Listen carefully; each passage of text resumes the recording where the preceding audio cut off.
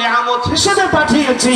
আমার নবীর নবুয়ত, আমার রাসূলের রিসালাতকে আমি আল্লাহ পরিপূর্ণ করে দিলাম। জোরে কোন সুবহানাল্লাহ।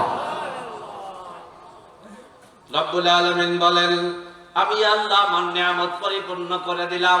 এবার বলতে পারি নিয়ামতের ব্যাখ্যা আপনি বললেন নবুয়ত আর হ্যাঁ, নবী আর রাসূল উম্মতের জন্য নিয়ামত। নবী আর রাসূল এটা উম্মতের জন্য নিয়ামত। শুধু নিয়ামত নয়, নিয়ামতের ভিতরে ছোট বড় অনেক ধরনের নিয়ামত আছে।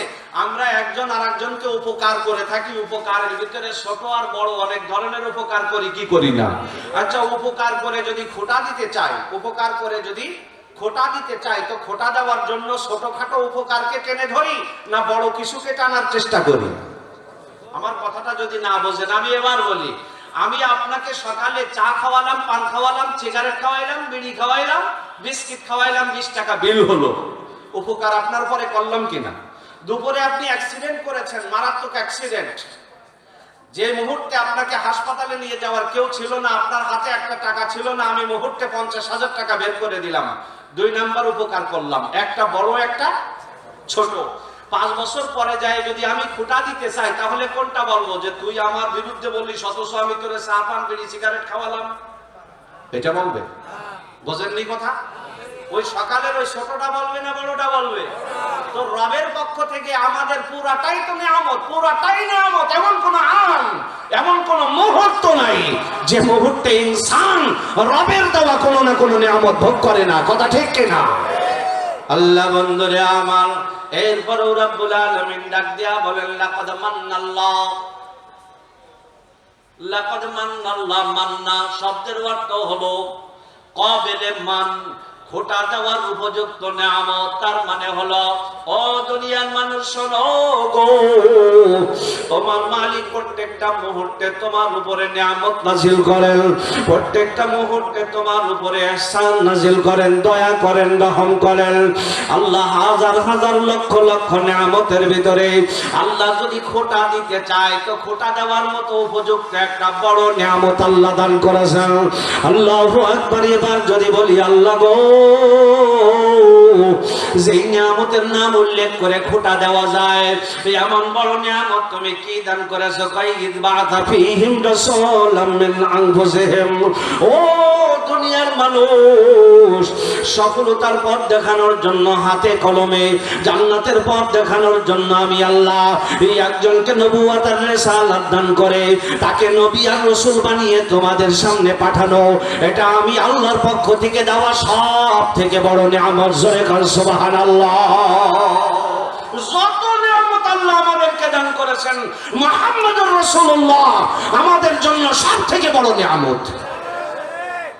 যদি নবীজি না আসতেন, আমি আমার ব্রেনের জোরে, আমি আমার মেধার জোরে কোনটা হক কোনটা না হক, কোনটা সিরাতে মুস্তাকিম কোনটা সিরাতে জাহিম, এটা তমিজ করে জান্নাতের পথে চলা আমার পক্ষে সম্ভব ছিল না। যশোরের মানুষ ঝিনাইদহ যায়, উত্তর দিকে যায়, নামাজ ফেলে নামাজে দাঁড়িয়ে গেছে। ঘটে কিনা? এই ঘটনা ঘটে কিনা? কোন দিকে দাঁড়িয়ে গেছে? বিয়ে কয় কি ব্যাপার, বিয়ে কি কোন দিকে দাঁড়াইছে? কয় পশ্চিম দিকে দাঁড়াইছি। কয় না, ঠিক করে দাঁড়াও। কয় না, আমাদের মহল্লার মসজিদের পশ্চিমটা এইদিকে মনে আসছে। মহল্লার মসজিদের পশ্চিম কি ওই দিক? কথা কয় না। তোমার মহল্লার মসজিদের পশ্চিমও ওই দিক, কিন্তু তোমার ব্রেনের জোর এতটুকু যে 22 কিলোমিটার দূরে গেলে এই ব্রেন বেকার হয়ে যায়, উত্তর দক্ষিণ তমিজ করার ক্ষমতা থাকে না। আমি আল্লাহ তোমাকে ওই মেধা দান করি নাই যে মেধার জোরে তুমি হক না হক তমিজ করবে।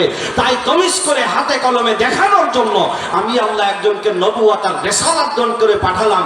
এটা আমি আল্লাহর দেওয়া সব থেকে বড় উপহার। জোরে বল সুবহানাল্লাহ। এই উম্মতের জন্য সব থেকে বড় উপহার। বন্ধুগণ আমার, এরপরে আল্লাহ বড় সুন্দর করে বলেন, নবী আর রাসূল এসেছেন দুনিয়ায়, মেহনত তারা করেছেন। তবে কোন রাস্তায় মেহনত করেছেন? নবী আর রাসূলদের মেহনতের এক নম্বরের পথ ছিল ইয়াতলু আলাইহিম আয়াতিহি। আল্লাহু আকবার। আল্লাহ পাকের আয়াতকে তেলাওয়াত করে করে শোনাবে, আল্লাহ পাকের আয়াতকে তেলাওয়াত করে করে শোনাবে। বন্ধু, আমার সমাজের একটা শ্রেণী আছে, দেখবেন তেলাওয়াত করলে লাভটা কি? যদি মানা ও মুরাদ যদি নাই বুঝলাম, এই কথাটা বুঝছেন? ওই মর্ম যদি না বুঝলাম, তাফসীর ব্যাখ্যা বিশ্লেষণ যদি না বুঝলাম, তেলাওয়াত করলে লাভটা কি? আমার বন্ধুরে বড্ড চমৎকার কথা তুমি বলেছো, তবে তোমার কথা প্রযোজ্য কবি রবীন্দ্রনাথ ঠাকুরের বক্তব্যের ব্যাপারে। তোমার কথাটা প্রযোজ্য আমাদের জাতীয় কবি নজরুল ইসলাম সাহেবের কোন মাকালা বা প্রবন্ধের ব্যাপারে। তার মানে কোন ভিনদেশী যদি বাংলা পড়া শেখে, কোন ভিনদেশী যদি বাংলা পড়া শেখে, এইবার শিখার পরে এইবার আমাদের রবীন্দ্রনাথ ঠাকুর বা নজরুল ইসলাম সাহেবের একটা প্রবন্ধ বা কবিতা উনি বানান করে করে পড়তেছে, কিন্তু মানা মোরাদ অর্থ বিশ্লেষণ কোনো কিছুই বুঝলো না। ওর হরফে হরফে কি হবে? কথা কন না। একটা কবিতা পড়িয়ে ফেললি 4 হজে সব হবে। ভাই তুমি যা কবি সাহেব বুঝাইতে চাইছে তুমি তাই বোঝো নাই, তোমার হবে ঘোড়ার ডিম। এই মিয়া, যে কথাটা একজন কবি সাহিত্যিকের বক্তব্য আর তাদের প্রবন্ধের ব্যাপারে প্রযোজ্য, সেই কথাটা তুই আল্লাহ পাকের কালামের সাথে যুক্ত কেন করিস? আল্লাহ পাকের কালামের মানা ও মুরাদ বুঝা দরকার।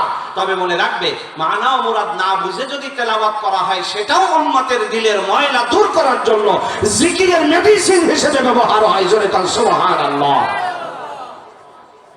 বন্ধুরা আমার, 1 নাম্বার ইয়াতলু আলাইহিম আয়াতিহি, আল্লাহু আকবার। 2 নাম্বার ওয়ায়ুযাক্কিহিম, অন্তরাত্মাকে পবিত্র করবে, পরিশুদ্ধ করবে।